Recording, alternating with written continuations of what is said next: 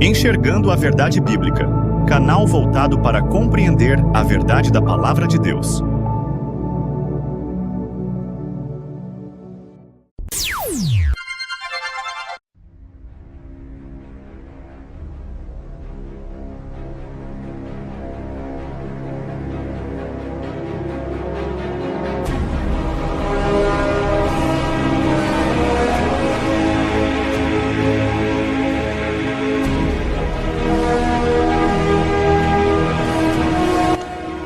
Olá, paz seja contigo.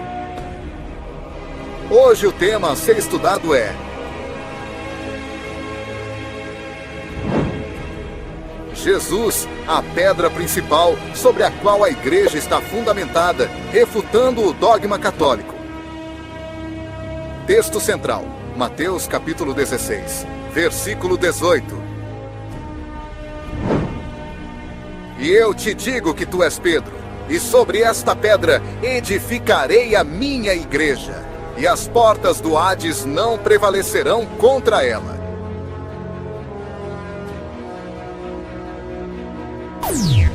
Introdução. A presente discussão em torno da identidade da pedra, mencionada em Mateus capítulo 16, versículo 18, é de suma importância para a compreensão da fundação e da autoridade da Igreja. Enquanto a Igreja Católica Romana defende a primazia de Pedro como a rocha sobre a qual a Igreja foi edificada, muitos sinceros que buscam a verdade sabem que a Escritura atesta que a pedra como sendo a confissão de fé de Pedro em Jesus Cristo. Este estudo buscará, por meio da análise bíblica, refutar o dogma da Igreja Católica, demonstrando que Jesus é a pedra principal sobre a qual a Igreja está fundamentada. Jesus como a pedra principal no Antigo Testamento. Vamos aprofundar este estudo, desconstruindo e refutando à luz da Escritura as tradições e dogmas advinda do catolicismo romano. Capítulo 1. As Escrituras do Antigo Testamento apresentam diversas profecias que apontam para Jesus como a pedra principal ou a pedra angular da edificação da igreja. O Salmo número 118, versículo 22 declara: A pedra que os construtores rejeitaram, essa se tornou a pedra angular. Em Isaías, capítulo 28, versículo 16, o profeta proclama: Por isso declara Yahvé, o Eterno: Eis que coloco em Sião uma pedra, uma rocha já experimentada, uma preciosa pedra angular para estabelecer um alicerce verdadeiro e seguro. Nela está escrito: Quem crer em mim jamais será abalado. Essas passagens mostram que a pedra principal estava destinada a ser Jesus, o Messias, e não Pedro. A refutação no grego e a confissão do Messias, Petra. O desafio ao dogma católico e o messianismo de Jesus. Este estudo visa refutar de forma categórica e abrangente o dogma da Igreja Católica Romana, que interpreta o apóstolo Pedro como o fundamento principal da Igreja. A análise será conduzida sob o estrito monoteísmo. Há um só Deus, e Jesus é o Messias, Cristo, o ungido e enviado, que veio na autoridade de Deus. A verdadeira rocha, Petra, não é um homem falho, mas sim a pessoa perfeita e a missão de Jesus, o Cristo. O texto-chave, Mateus capítulo 16, versículo 18. A passagem que sustenta a primazia de Pedro deve ser analisada com precisão no grego koiné. E eu te digo que tu és Pedro, e sobre esta pedra edificarei a minha igreja, e as portas do Hades não prevalecerão contra ela. Mateus capítulo 16, versículo 18. A distinção linguística crucial: Petrus versus Petra. O argumento mais forte contra a supremacia de Pedro reside na diferença intencional de gênero e significado dos termos usados por Jesus. Pedro, Petrus. Significado: pedra pequena, pedrinha, seixo ou um pedaço de rocha solto. Aplicação: Jesus muda o nome de Simão para Pedro, Petrus. Ele é uma pedra que participa da edificação. 1 Pedro capítulo 2, versículo 5. Mas não é o alicerce. Petra, pedra. Significado: rocha grande, maciça, firme, fundação rochosa ou penhasco inabalável. Aplicação: Jesus declara que edificará sua igreja sobre esta pedra, Petra. O termo Petra contrasta a fragilidade de Petrus com a solidez da base.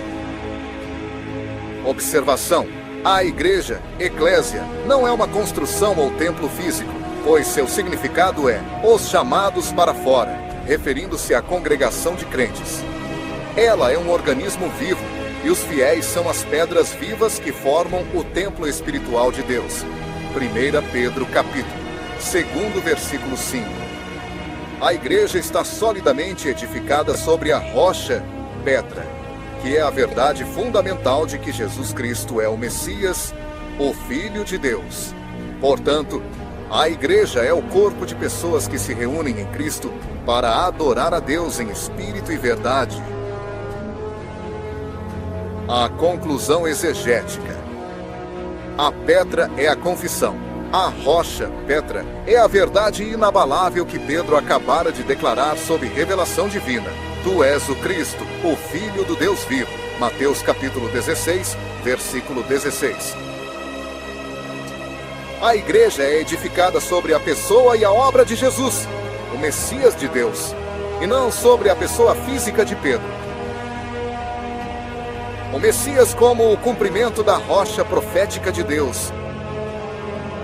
Embora o título rocha pertença primariamente ao Deus único, Deuteronômio capítulo 32, versículo 4, Jesus é a manifestação final do plano da rocha de Deus, sendo ele a pedra angular, a figura central da profecia. O testemunho do Antigo Testamento. As profecias sobre a pedra rejeitada apontavam para o Messias, que seria a chave da nova aliança. A pedra que os edificadores rejeitaram tornou-se a cabeça da esquina. Salmos número 118, versículo 22. O testemunho de Pedro. O Messias é a pedra angular. O próprio apóstolo Pedro, o Petrus, confirmou que o Messias é essa pedra angular, tirando a exclusividade da posição de si mesmo. Este é a pedra que foi rejeitada por vós, os edificadores, a qual foi posta por cabeça de esquina. E em nenhum outro há salvação, porque também debaixo do céu nenhum outro nome há, dado entre os homens, pelo qual devamos ser salvos. Atos capítulo 4, versículos 11 a 12. Jesus é, portanto, a pedra angular do plano de Deus, o Messias que veio na autoridade de Deus, sendo o único nome pelo qual há salvação. A igreja é edificada sobre esta verdade. O fundamento foi estabelecido por Deus muito antes de qualquer sistema humano uno. A pedra já provada refere-se à perfeição do Messias homem, que foi aprovado por Deus para ser o único alicerce firme. A rejeição pelos edificadores mostra que desde o Antigo Testamento, os líderes religiosos falhariam em reconhecer o verdadeiro fundamento, tentando colocar outras estruturas em seu lugar. O capítulo 2, próxima resposta, aprofundará a refutação da exclusividade de Pedro, analisando as chaves do reino e o poder de ligar e desligar, demonstrando que essa autoridade messiânica foi delegada a toda a igreja.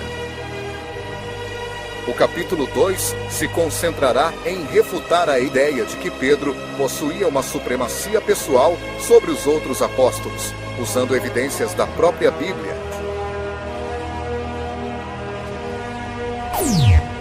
Capítulo 2. Ao analisarmos o texto original em grego de Mateus, capítulo 16, versículo 18, observamos uma distinção clara entre dois termos: Petros, Pedro, e Petra, rocha. Jesus utiliza Petros para se referir a Simão, que significa uma pedra pequena, um fragmento de rocha ou um seixo.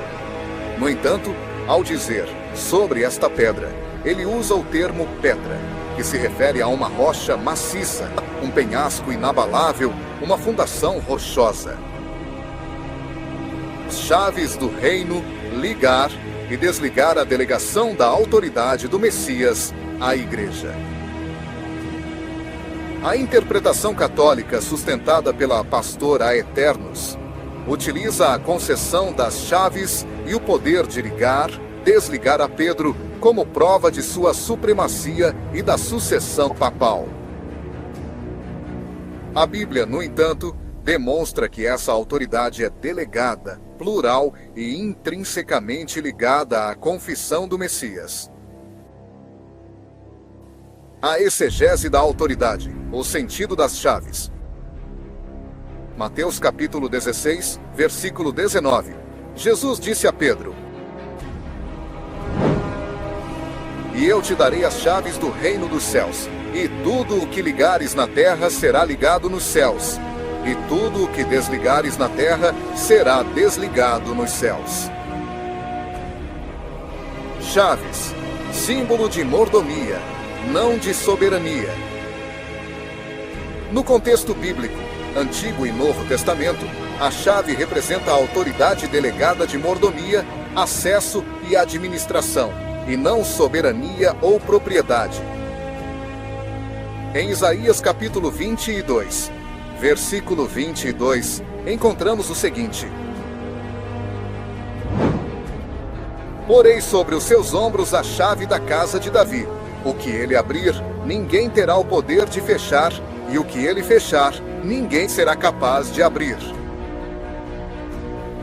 A chave da casa de Davi é dada a Eliaquim para gerenciar os bens do rei, e não para ser o rei. A chave de Pedro é para gerenciar o acesso ao reino do Messias, não para ser o seu chefe ou papa.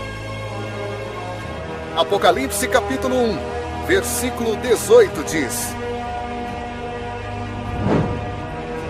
"Eu sou o que vive.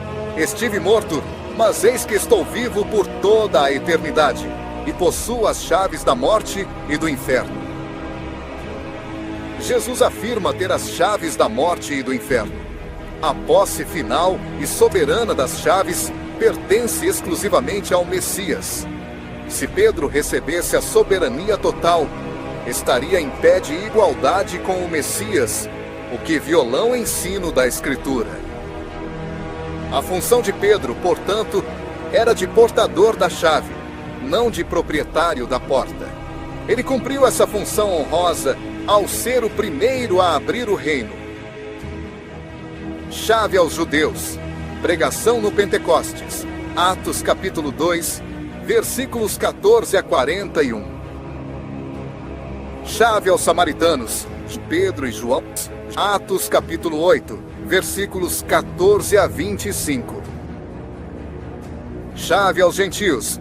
Batismo de Cornélio. Atos capítulo 10, versículos 34 a 48. Após abrir as portas, a função única da chave se encerrou. A porta permaneceu aberta. O poder de ligar e desligar. Uma transferência plural e doutrinária. O poder de ligar e desligar, Del e Lu, era um termo rabínico que significava autoridade para declarar algo permitido ou proibido, ligado ou desligado, sob a lei, ou seja, autoridade doutrinária e disciplinar. A transferência da autoridade à comunidade. A exclusividade da autoridade de Pedro é totalmente refutada pelo fato de que o Messias repetiu a mesma concessão de poder a todos os seus seguidores, o que torna a autoridade plural. Em verdade vos digo, que tudo o que ligardes na terra será ligado no céu, e tudo o que desligardes na terra será desligado no céu. Mateus, capítulo 18, versículo 18. Essa passagem é dada no contexto de disciplina eclesiástica e reconciliação. Mateus, capítulo 18, versículos 15 a 17. Referindo-se à igreja local, diz-o a igreja, com autoridade para julgar e aplicar a doutrina. O Messias entregou a autoridade de administrar sua palavra e disciplinar o corpo de crentes à comunidade que se reúne em seu nome, e não a um monarca mandatário supremo. Autoridade subordinada à palavra. O Messias não deu a Pedro nem a seus sucessores o poder de criar doutrina ou dogmas irreformáveis, mas sim a autoridade para aplicar fielmente a revelação do reino. A ação de ligar-desligar é confirmada no céu somente se for feita em conformidade com a vontade do único Deus, o Pai e do Messias Jesus, centrando unicamente na palavra revelada na Escritura. Refutação da supremacia pessoal. Pedro como um igual. Gálatas capítulo 2, versículos 1 a 9. Passados 14 anos, subi uma vez mais a Jerusalém, e nessa ocasião, em companhia de Barnabé, e levando também Tito comigo, rumei para lá por causa de uma revelação, e apresentei diante deles o evangelho que ensino entre os gentios, fazendo-o, no entanto, em particular, aos que pareciam mais influentes, para que de algum modo não corresse ou não houvesse me esforçado inutilmente. Mas nem mesmo Tito, que estava em minha companhia, foi obrigado a circuncidar-se, muito embora fosse grego. Essa questão foi suscitada devido ao fato de alguns falsos irmãos judeus terem se infiltrado em nosso meio, com o propósito de espionar a liberdade que temos em Cristo Jesus e nos reduzir à condição de escravos. Contudo, nem por um momento cedemos ou nos submetemos a eles para que a verdade do Evangelho permanecesse convosco. E aqueles que pareciam ser influentes, ainda que o tenham sido no passado, isso não faz diferença para mim, pois Deus não julga segundo as aparências humanas. Esses, que pareciam ser muito importantes, nada me acrescentaram. Ao contrário, reconheceram que a mim havia sido confiada a proclamação do Evangelho aos incircuncisos, assim como a Pedro aos circuncisos.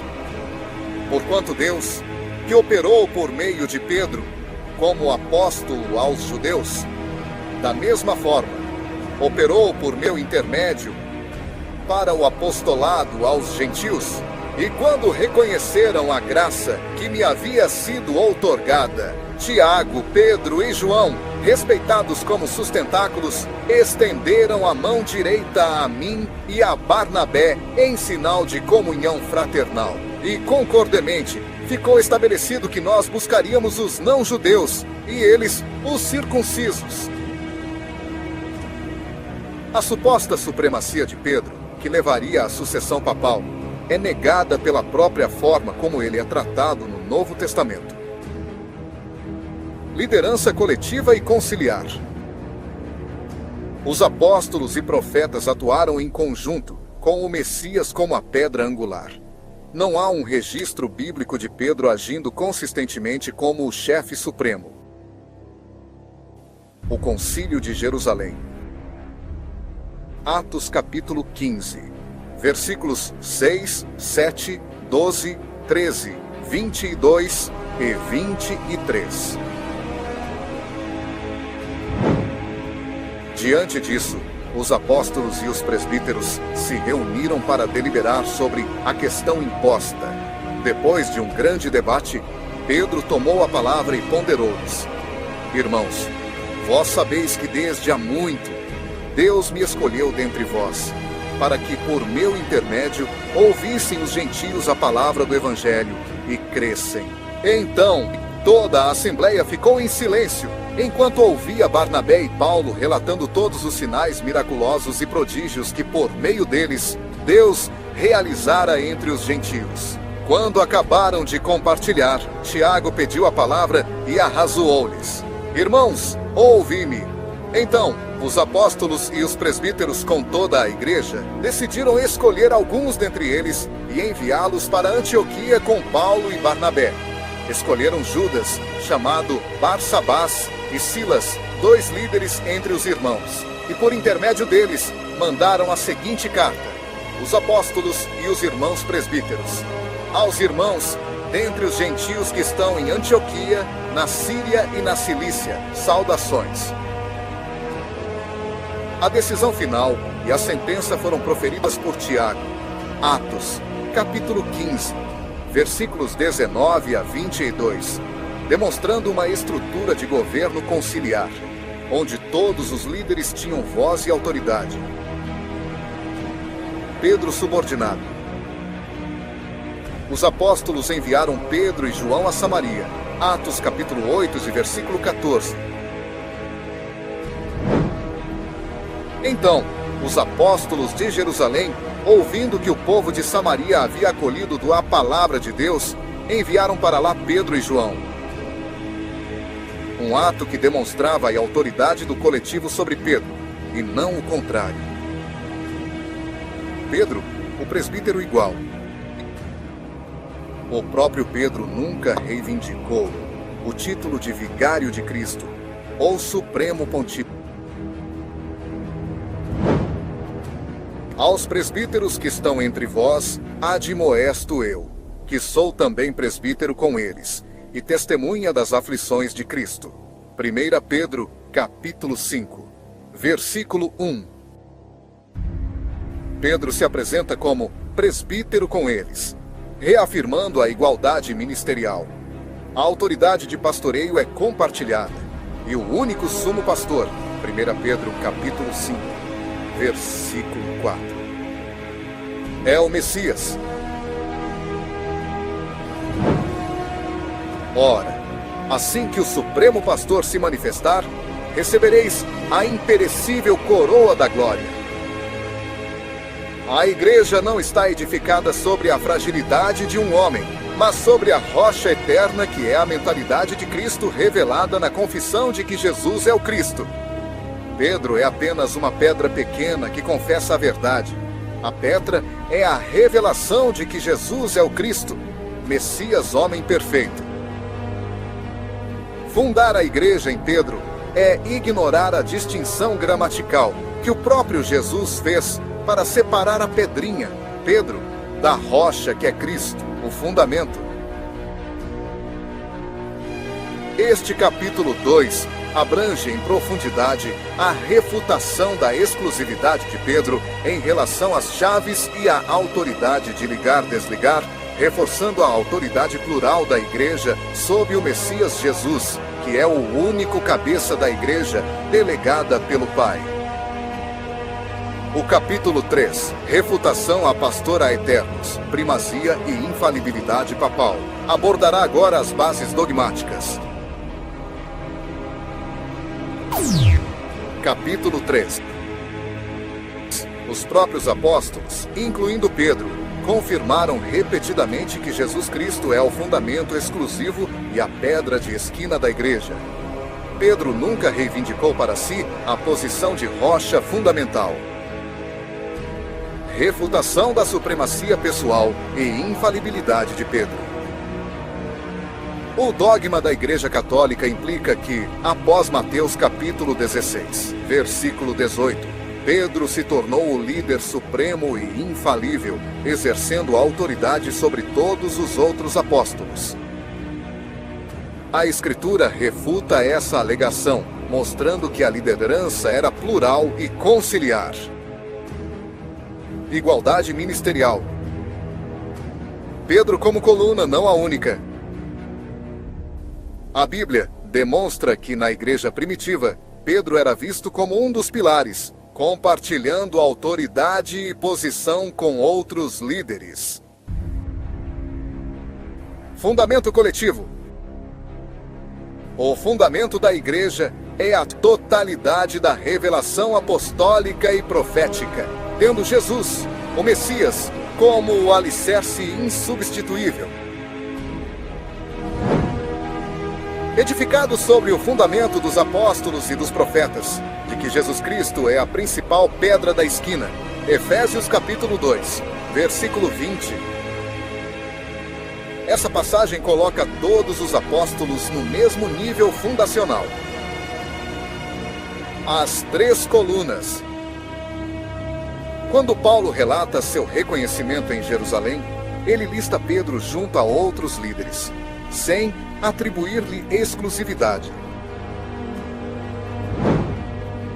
E conhecendo Tiago, Cefas e João, a graça que me havia sido dada, deram-nos as destras, em comunhão a mim e a Barnabé, para que nós fôssemos para os gentios, e eles para a circuncisão. Gálatas capítulo 2, versículo 9.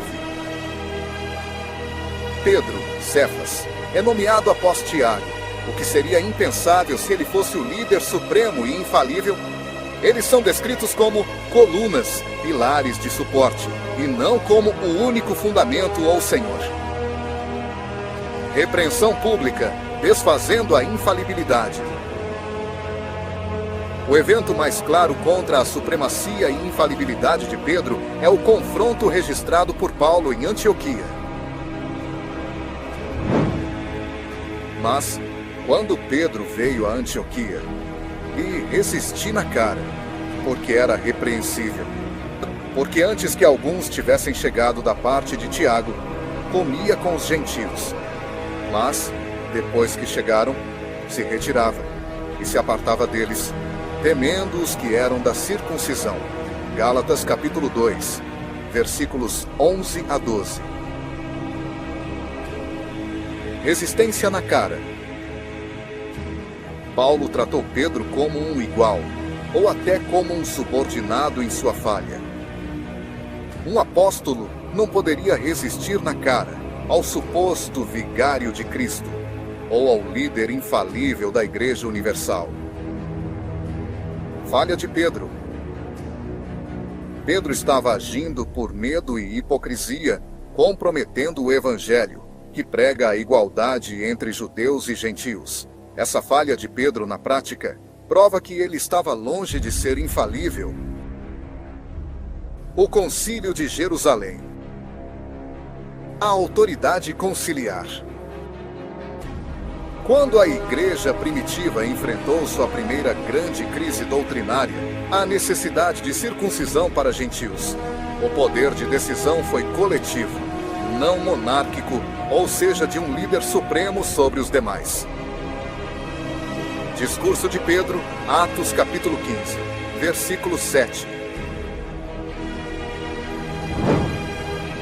Depois de um grande debate, Pedro tomou a palavra e ponderou-lhes: Irmãos, vós sabeis que desde há muito Deus me escolheu dentre vós para que, por meu intermédio, ouvissem os gentios a palavra do Evangelho e crescem. E Deus, que conhece os corações, testemunhou em benefício deles, concedendo-lhes o Espírito Santo, da mesma forma como o deu a nós. E não fez qualquer distinção entre os gentios e nós outros, purificando o coração deles pela fé. Pedro testifica a favor da admissão de gentios, usando sua experiência com Cornélio, no momento em que ele usou as chaves. Decisão final por Tiago. Após o debate, o juízo final, a sentença ou decisão, foi proferido por Tiago, o líder da igreja em Jerusalém. Por isso julgo que não se deve perturbar aqueles que dentre os gentios se convertem a Deus. Atos capítulo 15, versículo 19. O fato de Tiago emitir a sentença final demonstra que o governo da igreja era conciliar e plural, com o Messias exercendo sua autoridade através do consenso dos apóstolos e não através da decisão suprema de um único homem. Própria visão de Pedro, servo, não papa. O próprio Pedro nunca reivindicou supremacia. Ele se apresentou como um servo e igual aos outros líderes. Aos presbíteros que estão entre vós, admoesto eu, que sou também presbítero com eles, e testemunha das aflições de Cristo, e participante da glória que se há de revelar. 1 Pedro capítulo 5, versículo 1. Pedro se descreve como um presbítero com eles, e não como o sumo pontífice, ou cabeça da igreja. O dogma católico alega que Pedro recebeu a autoridade suprema e exclusiva através das chaves do reino. Contudo, a Escritura demonstra que a autoridade de ligar e desligar foi conferida a todos os discípulos e à igreja como um corpo, e não a um único líder monárquico supremo. Vamos para o capítulo 4, que abordará um aspecto histórico crucial. A evidência de que os próprios líderes cristãos primitivos frequentemente interpretavam a pedra de Mateus 16:18 como sendo a confissão de fé ou o próprio Cristo e não Pedro.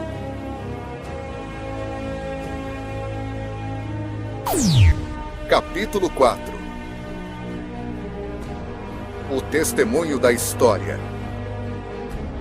A visão dos primeiros teólogos da igreja sobre a Petra. O dogma da supremacia de Pedro, defendido pela Igreja Católica, alega ter sido a interpretação constante e universal desde o início. Contudo, o testemunho dos líderes e teólogos cristãos primitivos demonstra que a interpretação de que a pedra, rocha, é a confissão de fé ou o próprio Cristo, o Messias, foi dominante por séculos. A interpretação patrística da rocha, Petra. De acordo com a doutrina apresentada, Jesus é o único mediador e fundamento posto. O apóstolo Paulo é taxativo ao dizer que ninguém pode pôr outro fundamento.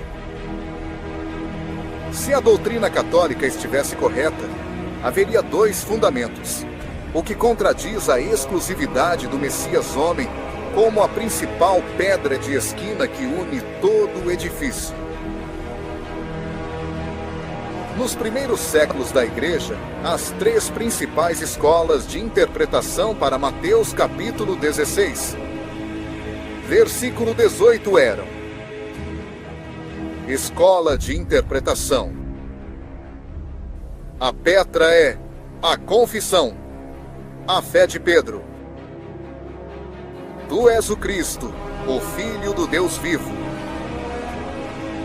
Agostinho, inicialmente, Crisóstomo, Hilário de Poitiers, Ambrósio.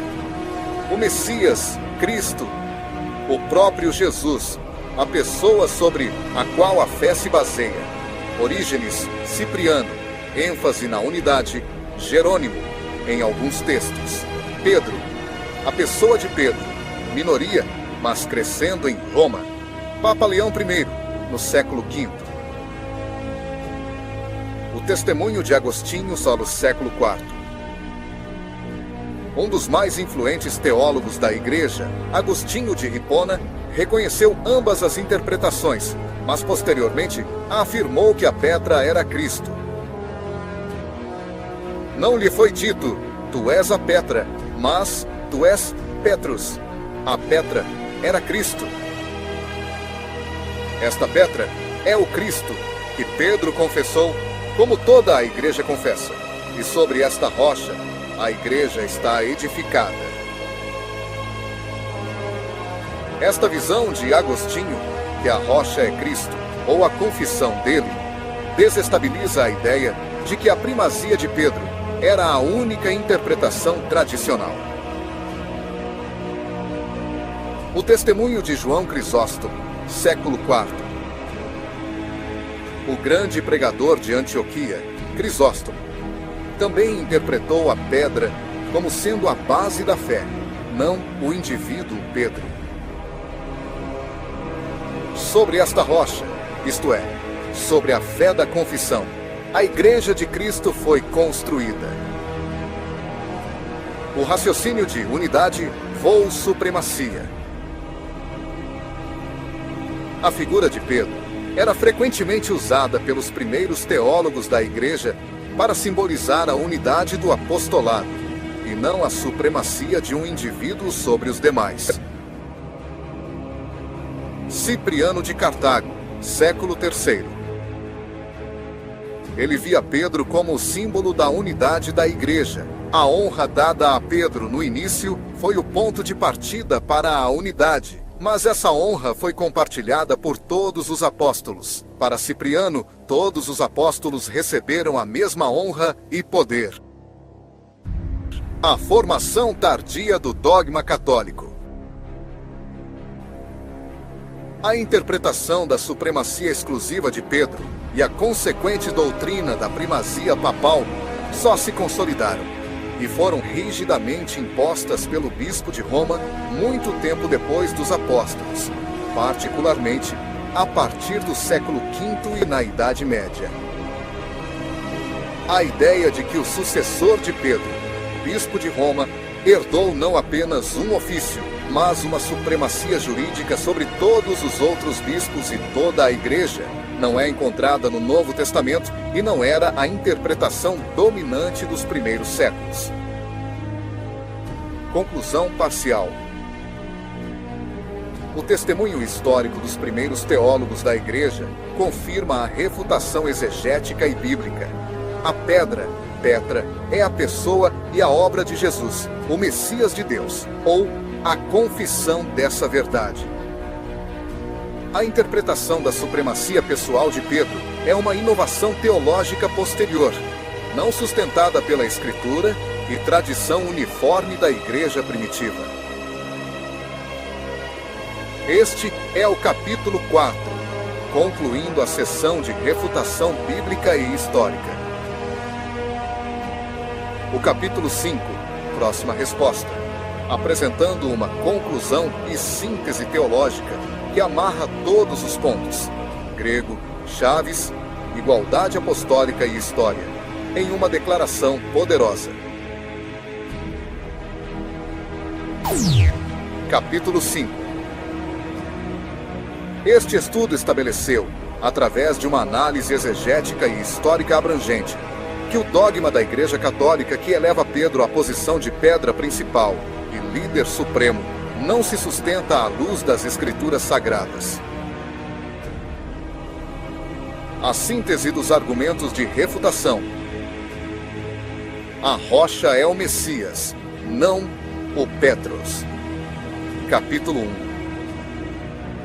A fundação inabalável da Igreja, Petra, é a pessoa e a missão de Jesus, o Messias de Deus, e a confissão dessa verdade. Mateus capítulo 16, versículo 16.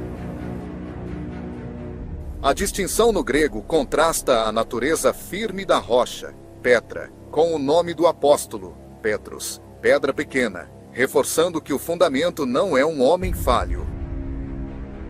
O próprio Messias é a pedra angular profetizada. Salmos número 118, versículo 22.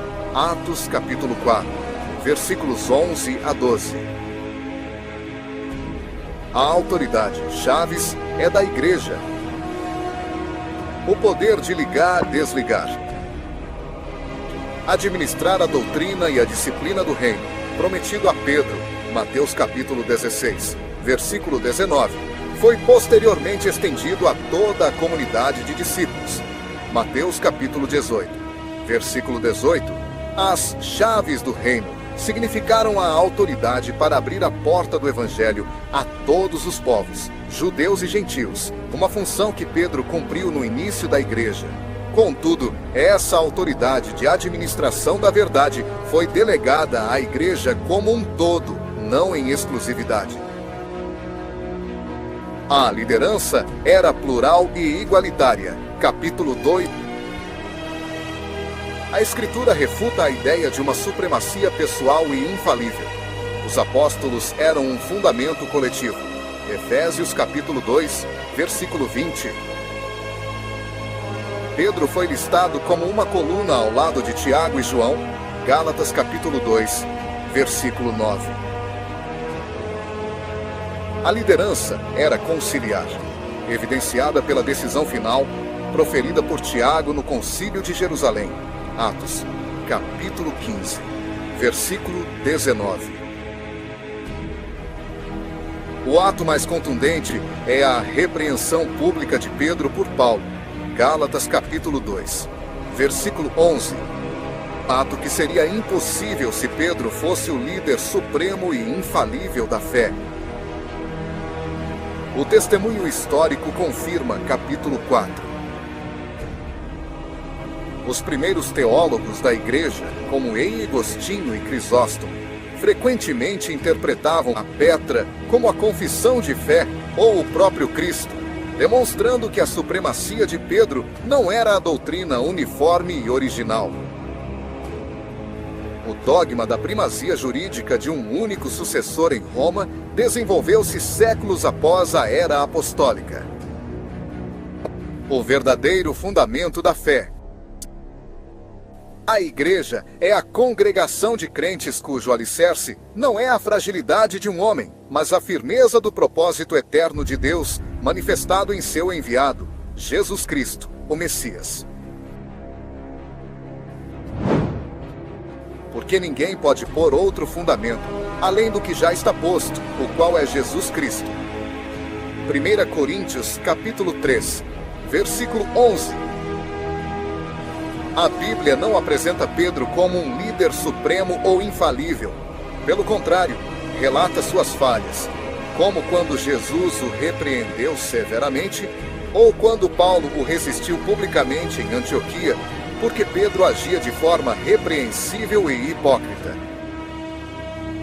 Pedro se identifica como um co-presbítero, o que confirma a liderança plural da igreja primitiva. Se ele fosse o primeiro papa, sua conduta em Antioquia teria sido inquestionável, mas o texto mostra que ele foi repreendido. Isso prova que o único exemplo de perfeição é o Messias homem, e que Pedro era um servo falível como qualquer outro presbítero. Vamos agora para o capítulo 6. Este capítulo refutará os pilares da tradição, magistério e a autoridade do Papa, utilizando a Sagrada Escritura como única norma de fé.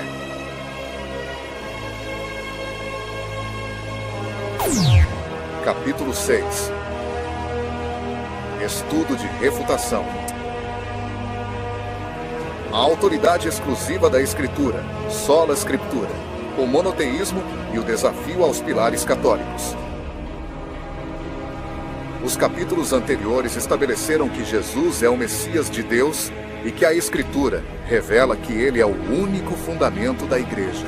Este capítulo visa refutar o sistema de autoridade católica que coloca a tradição e o magistério, e a autoridade papal, em pé de igualdade ou superioridade à Bíblia. Argumentamos que apenas a Escritura deve ser a regra de fé, pois ela é completa e suficiente. Refutação da tradição e do magistério. Mateus capítulo 15, versículo 6.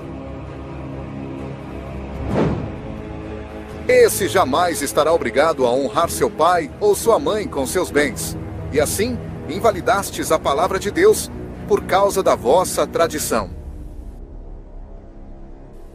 A Igreja Católica argumenta que a sagrada tradição, ensinos não registrados na Bíblia, e o magistério, autoridade de ensino do Papa e bispos, são necessários e normativos para uma compreensão completa da fé. A Escritura refuta a submissão à tradição humana quando esta se desvia da palavra de Deus. A advertência de Jesus contra a tradição humana. Jesus confrontou diretamente os líderes religiosos de seu tempo, fariseus, por elevarem suas tradições acima dos mandamentos claros de Deus. Assim, invalidastes, pela vossa tradição, o mandamento de Deus por causa do vosso preceito. Mateus capítulo 15, versículo 6. Refutação da tradição. Jesus ensina que as tradições feitas por homens podem invalidar a palavra de Deus. A sagrada tradição, se contiver ensinos que contradizem a Bíblia, como a supremacia de Pedro, a veneração de Maria ou a intercessão de santos, dogma da Trindade, imortalidade da alma, morada nos céus e comemorações de festas como o Natal e outras festas que vieram do paganismo, deve ser rejeitada. A única fonte imutável e normativa é a Escritura. 2 Timóteo capítulo 3, versículos 16 a 17. Toda a Escritura é inspirada por Deus e proveitosa para ministrar a verdade, para repreender o mal, para corrigir os erros e para ensinar a maneira certa de viver, a fim de que todo homem de Deus tenha capacidade e pleno preparo para realizar todas as boas ações. A suficiência exclusiva da Escritura.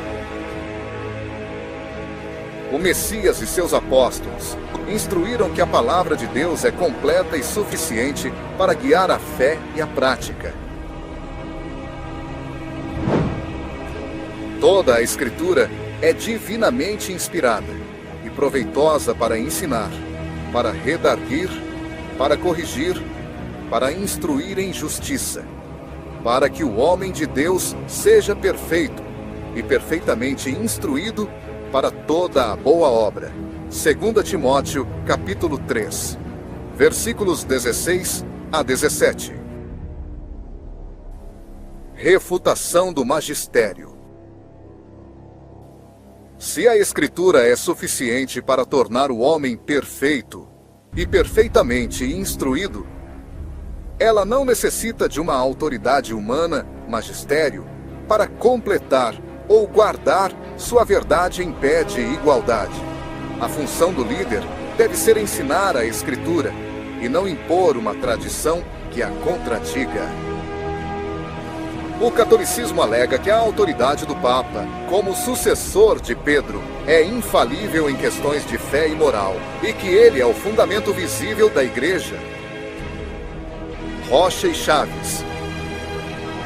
A rocha, pedra, é a pessoa e a obra de Jesus o Messias. 1 Coríntios capítulo 3, versículo 11. E não Pedro, Petros.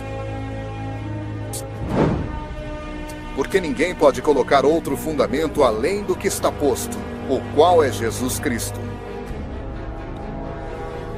O poder de ligar e desligar foi dado a toda a igreja. Mateus capítulo 18, versículos 17 a 20. Não exclusivamente a um indivíduo. Contudo, se ele se recusar a considerá-los, dizei-o à igreja. Então, se ele se negar também a ouvir a igreja, trata-o como pagão ou publicano. Com toda a certeza vos asseguro que tudo o que ligardes na terra terá sido ligado no céu, e tudo o que desligardes na terra terá sido desligado no céu. Uma vez mais vos asseguro que, se dois dentre vós concordarem na terra em qualquer assunto sobre o qual pedirem, isso lhes será feito por meu Pai que está nos céus. Porquanto, onde se reunirem 2 ou 3 em meu nome, ali eu estarei no meio deles. Repreensão. O Messias nunca deu a Pedro uma posição de infalibilidade, o que é confirmado pelo fato de Paulo ter repreendido Pedro publicamente por seu erro. Gálatas capítulo 2, versículos 11 a 14. Quando, porém, Pedro chegou a Antioquia, eu o enfrentei face a face, por causa da sua atitude reprovável.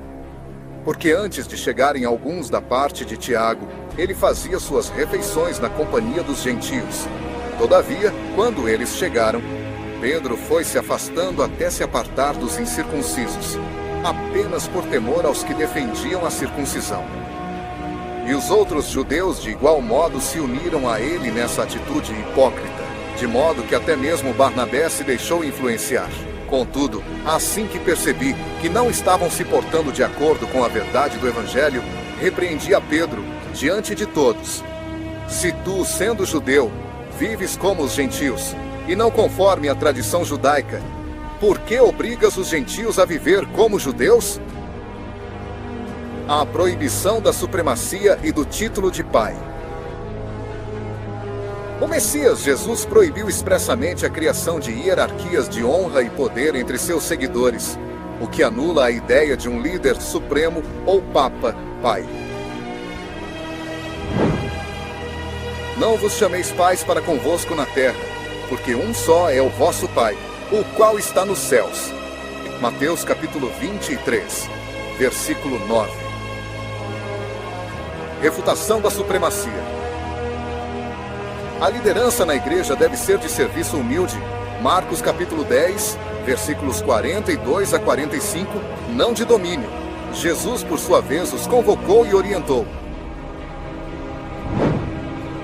Sabeis que aqueles que são considerados governantes das nações as dominam e as pessoas importantes exercem poder sobre elas. Contudo, não é assim que ocorre entre vós. Ao contrário, quem desejar tornar-se importante entre vós, deverá ser servo, e quem ambicionar ser o primeiro entre vós, que se disponha a ser o escravo de todos. Porquanto, nem mesmo o Filho do Homem veio para ser servido, mas para servir e dar a sua vida em resgate por muitos.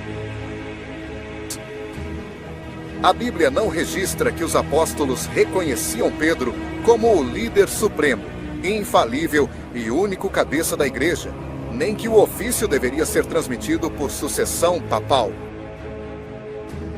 Refutação da veneração de santos e Maria. As práticas de veneração de Maria e de intercessão dos santos são crenças distintas que carecem de base na Escritura. A unicidade do mediador. A veneração de santos e o pedido de intercessão são refutados pela doutrina bíblica de que existe apenas um mediador entre Deus e os homens, tornando a intercessão de qualquer outro ser, incluindo Maria ou santos, desnecessária. Porque há um só Deus e um só mediador entre Deus e os homens, Jesus Cristo, homem. 1 Timóteo capítulo 2, versículo 5. Refutação da intercessão. O crente tem acesso direto a Deus através de Jesus, o Messias. A Escritura nunca instrui a igreja a orar aos santos ou a Maria, nem a pedir a eles para interceder. A posição de Maria. Embora Maria seja bem-aventurada por ter dado à luz ao Messias, Lucas capítulo 1, versículo 48. A Bíblia não a coloca em uma posição de divindade ou intercessão especial, pois contemplou a insignificância da sua serva. Mas de hoje em diante, todas as gerações me chamarão bem-aventurada. Os dogmas da Imaculada Conceição e Assunção de Maria são ensinos da tradição, sem respaldo explícito na Escritura.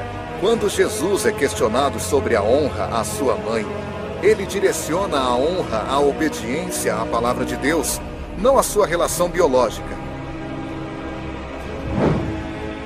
Mas ele disse, antes, bem-aventurados os que ouvem a palavra de Deus e aguardam. Lucas capítulo 11, versículo 28. Refutação da crença nos sacramentos extrabíblicos. A Igreja Católica elevou 7 práticas a sacramentos, sendo que apenas o batismo e a ceia, Eucaristia, são claramente estabelecidos e ordenados pelo Messias para toda a Igreja. A presença real na Eucaristia. A crença na presença real de Jesus Cristo no pão e vinho, transubstanciação, é refutada pela natureza simbólica da ceia. Natureza da ceia. Jesus disse: fazei isto em memória de mim. Lucas, capítulo 22, versículo 19. A ceia é um memorial de seu sacrifício, não um sacrifício repetido ou uma transformação literal da substância. O sacrifício do Messias foi feito uma só vez. Porque Cristo não entrou num santuário feito por mãos, figura do verdadeiro, porém no mesmo céu, para agora comparecer por nós perante a face de Deus, nem também para a si mesmo se oferecer muitas vezes. Como o sumo sacerdote, cada ano entra no santuário com sangue alheio. Hebreus capítulo 9, versículos 24 a 25. O sistema de crença católica, baseado na tríade Escritura, Tradição, Magistério, e em doutrinas como a supremacia papal e a intercessão de santos, é refutado pela Escritura, que proclama a suficiência, sola Scriptura, de sua própria palavra, a autoridade exclusiva de Jesus, o Messias de Deus, e a unicidade de seu sacerdócio e mediação. 1 Timóteo capítulo 2, versículo 5. Devemos crer em Jesus, como diz a Escritura. Adicionar tradições humanas para sustentar o primado de um homem falho é invalidar o mandamento de Deus. A Bíblia é suficiente para instruir o homem de Deus. Qualquer dogma fora dela é uma tentativa humana de exercer domínio sobre a fé. Agora, vamos para o capítulo 7, onde iremos apresentar o documento que define o dogma da infalibilidade papal e a supremacia do ofício de Pedro. Capítulo 7. Dogma da infalibilidade papal e a supremacia do ofício de Pedro. O documento que define o dogma da infalibilidade papal e a supremacia do ofício de Pedro é a Constituição Dogmática Pastor Aeternus, promulgada pelo Papa Pio IX no dia 18 de julho de 1870, no Concílio Vaticano I. A passagem mais crucial, que define o dogma da infalibilidade, está no capítulo 4 do documento, intitulado Do Magistério Infalível do Romano Pontífice. A seguir, apresento o texto da definição dogmática, conforme a Constituição Pastor Aeternus. A numeração 3074 é a referência do Denzinger, uma coletânea de documentos da Igreja. Texto da definição da infalibilidade papal. 3074. Por isso, nós, apegando-nos à tradição recebida desde o início da fé cristã, para a glória de Deus nosso Salvador, para a exaltação da religião católica e a salvação dos povos cristãos, com a aprovação do Sagrado Concílio, ensinamos e definimos como dogma divinamente revelado.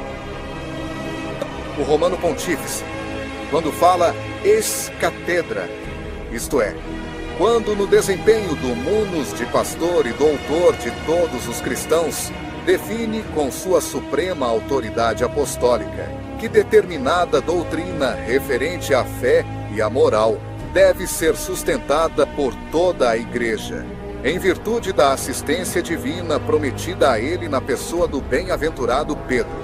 Goza daquela infalibilidade com a qual o Divino Redentor quis estivesse munida a sua Igreja, quando define alguma doutrina referente à fé e aos costumes. E que, portanto, tais declarações do Romano Pontífice são, por si mesmas, e não apenas em virtude do consenso da Igreja, irreformáveis.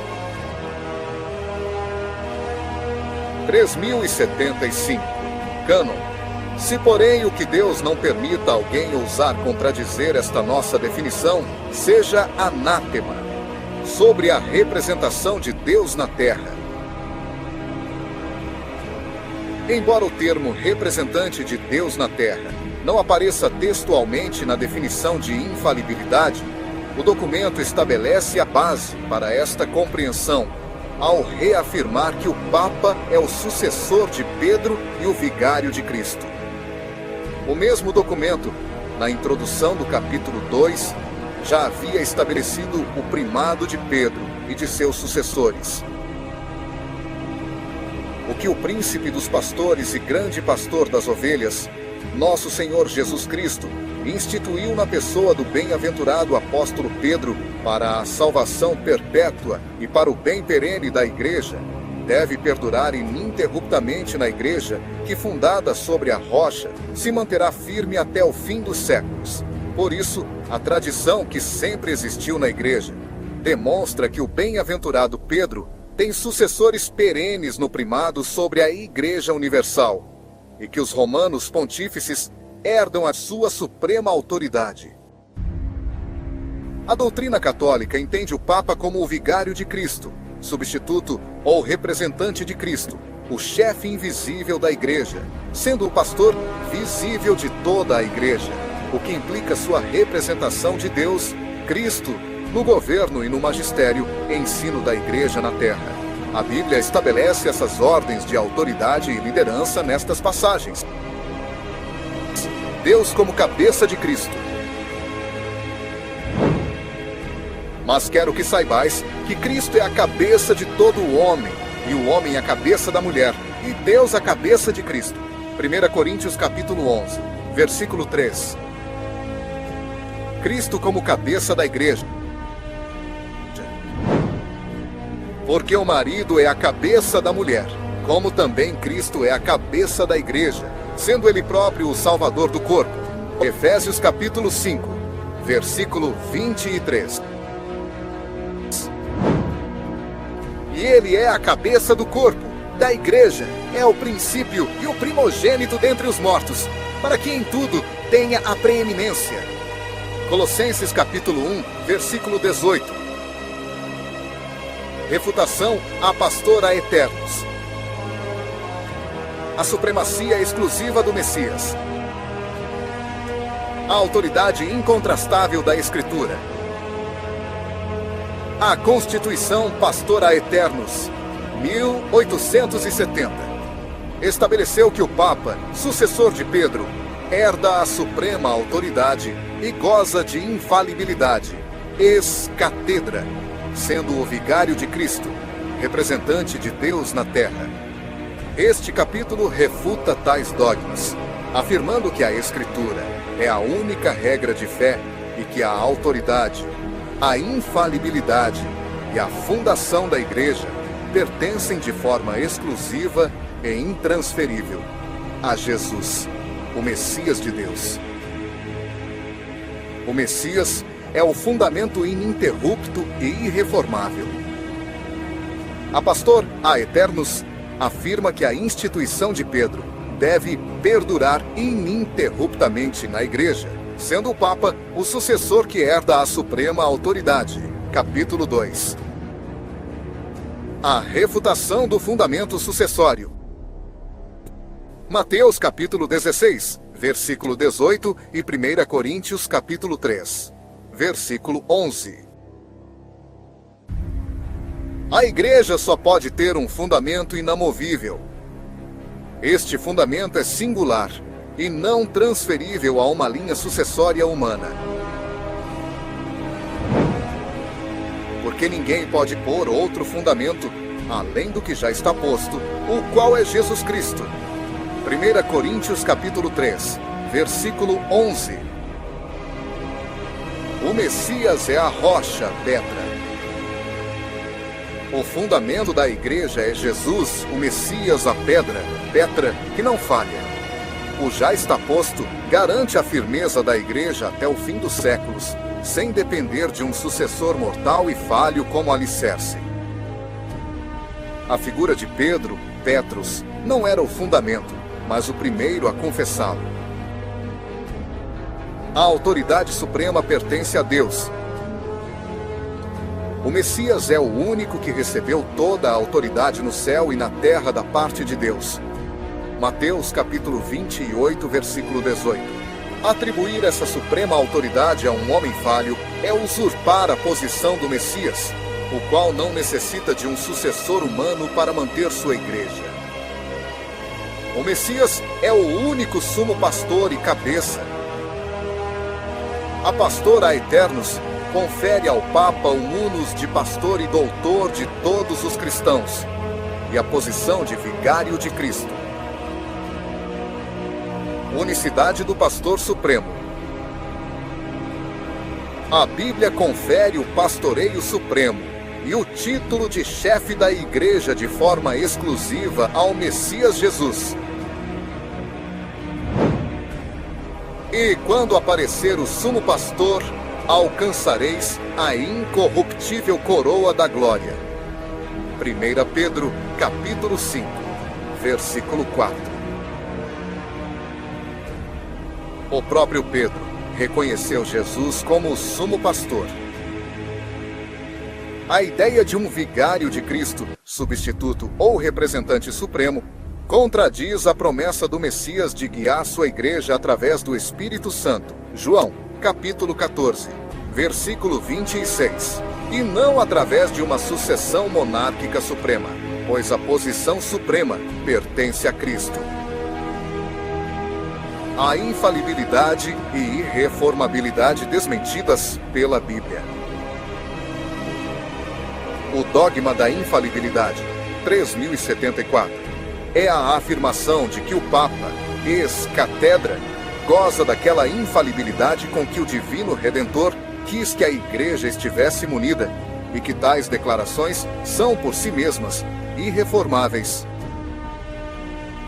A infalibilidade pertence exclusivamente à Palavra de Deus.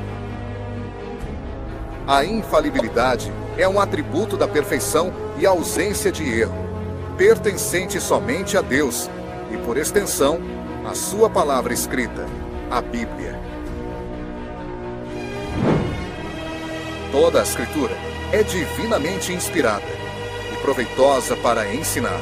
2 Timóteo, capítulo 3, versículo 16. A fonte da irreformabilidade.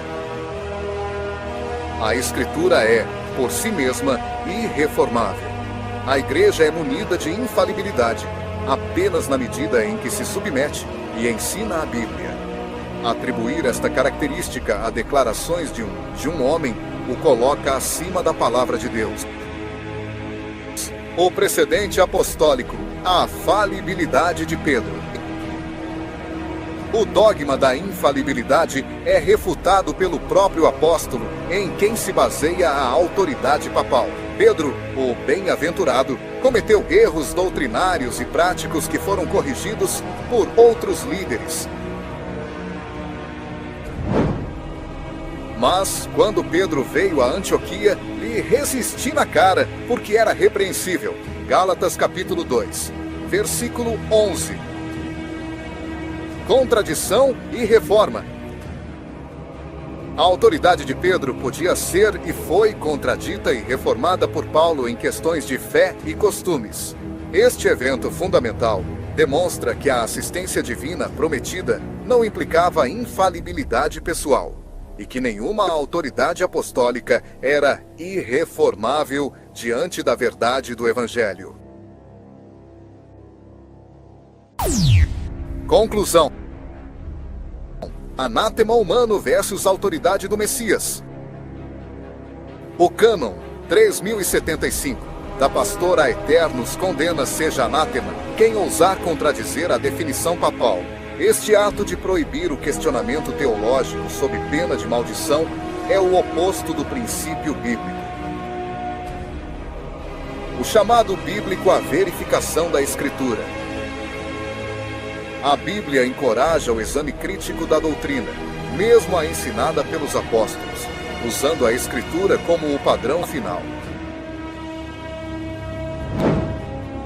Ora, estes foram mais nobres do que os que estavam em Tessalônica, porque de bom grado receberam a palavra, examinando cada dia nas Escrituras se estas coisas eram assim. Atos capítulo 17, versículo 11. Temos que ser como os bereanos, examinar na Escritura para ver se o ensinamento que está sendo transmitido está correto. Supremacia da palavra. O dogma da pastora Aeternos exige que a igreja se curve a uma definição humana não verificável pela Escritura, enquanto o Messias exige que nos curvemos à palavra de Deus, sola Escritura. A Bíblia condena a maldição sobre aqueles que examinam a palavra, enquanto o cânon 3075 condena aqueles que não se submetem à definição papal. O fundamento é Jesus Cristo. O dogma da infalibilidade e supremacia papal estabelece uma autoridade terrena que assume o papel do Messias. O ensino de Jesus, o Messias, é claro, o único fundamento e chefe ininterrupto da igreja, aquele cuja palavra é irreformável, é ele mesmo, porque ninguém pode pôr outro fundamento, além do que já está posto, o qual é Jesus Cristo. Este estudo cumpriu a exigência de ser abrangente e refutar o dogma da primazia de Pedro, mantendo a perspectiva que somente Jesus é a rocha sobre o qual a sua igreja está edificada. Somente Jesus é o cabeça da igreja, e somente Cristo tem toda a autoridade suprema, delegada por Deus, para mediar e interceder por todos os santos que o seguem, espalhados por toda a terra. A Igreja de Deus é um edifício espiritual fundamentado exclusivamente na rocha que é Cristo. Jesus disse que temos que crer nele, como diz a Escritura, e somente a Escritura deve ser observada. Não podemos seguir tradições e ouvir a voz de homens que falam em nome de um poder humano. Qualquer sistema que tente colocar um homem no lugar de fundamento central usurpa a glória que pertence somente ao Messias. Quem crê em mim, como diz a Escritura, rios de água viva correrão do seu interior. João capítulo 7, versículo 38. A nossa fé deve estar fundamentada na doutrina dos apóstolos e profetas, sendo Jesus a pedra angular e não em dogmas construídos ao longo dos séculos por homens que deturpam a Escritura. Amém. Não a nós, Senhor, nenhuma glória para nós, mas sim ao teu nome, por teu amor e por tua fidelidade. Pois dele, por ele e para ele são todas as coisas. A ele seja a glória para sempre. Amém. Glória a Deus e a Jesus, nosso Redentor. Fiquem todos na paz e na proteção do Eterno, em nome do Senhor Jesus. Amém. Para ter acesso a mais estudos da sã doutrina, acesse os seguintes canais no YouTube. Canal Enxergando a Verdade Bíblica, YouTube. Canal do Evangelista Flávio, YouTube. Canal O Caminho Estreito, YouTube. Canal Como Diz a Escritura, YouTube. Canal A Plenitude das Escrituras, YouTube. Canal Viver é Cristo, YouTube. Se inscreva nestes canais e assinem o sininho para receber notificações quando tiver novos vídeos e transmissão de live ao vivo. Acesse também o site da Igreja de Deus Movimento Congregacional em www.igrejadedeus.com.br. Neste site, você encontrará vários estudos da sã doutrina, seja em áudios, vídeos e PDF. Paz seja convosco.